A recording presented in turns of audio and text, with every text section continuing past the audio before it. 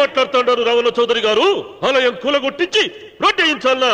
ఇన్ని సంవత్సరాలుగా మన గ్రామం కుగ్రామంగా మిగిలిపోవటానికి రహదారి సదుపాయం లేకపోవడమే కారణం. ఇదిగో 6 మైళ్ళ పొడవున రోడ్డు వేయించడానికి ప్లాన్ సిద్ధం చేశాను. దీని మూలంగా నేను 120 ఎకరాల పొలాన్ని పోగొట్టుకుంటాను.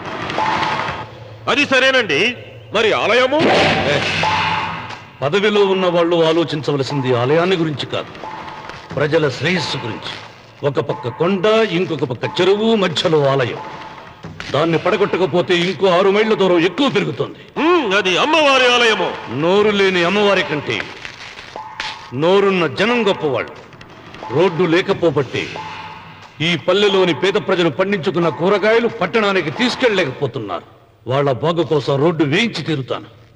దానికోసం ఏమైనా చేస్తాను. ఏం చౌదరి గారు, మీ ఇంటి మొగల శివలింగం అన్నే ఉండాలా? దానికి దినాము పూజలు పురస్కారాలు జరుగుతాండాలా?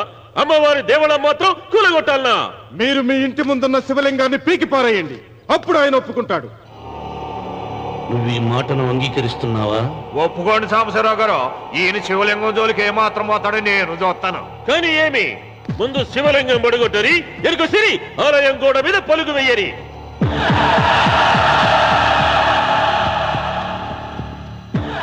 ముందుకేసిన అడుగు వెనక్కి తీసి అలవాటు ఈ రామన్నకు లేదు. నేను మడమ తిప్పను. మీరు మాట తప్పితే మరణహోమమే.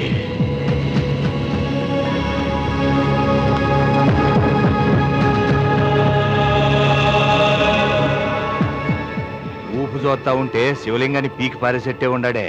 అయితే సాంబశివరావు గారి 30 ఎకరాలకు ఎసరే. ఆ ఇంటి ముందుండేటిది మామూలు రాయి కాదయ్యా, మహిమగల శివలింగము. తరతరాలుగా వాళ్ళ వంశాన్ని కాపాడుతాడాడే దేవుడు. చెయ్యి వెయ్యని తెలుసని.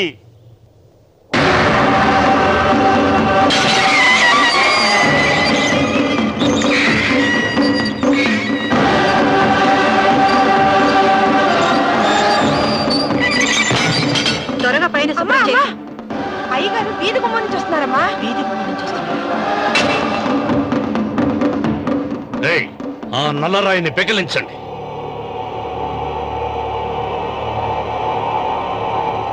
ఓ, మీరందరూ హిందువులు. మీకు కళ్ళు పోతాయి, మీ జీవితాలు కుళ్ళిపోతాయి అన్నారు. అయ్యా, ముస్లిం అయినా హిందూ అయినా దేవుడు దేవుడే. నేను ఈ పాపం చేయలేను. పాపం? దేవుడి ముందు చేతులు కట్టుకుని నిలబడటమే శాపం రా. నేనే పెకలిస్తాను.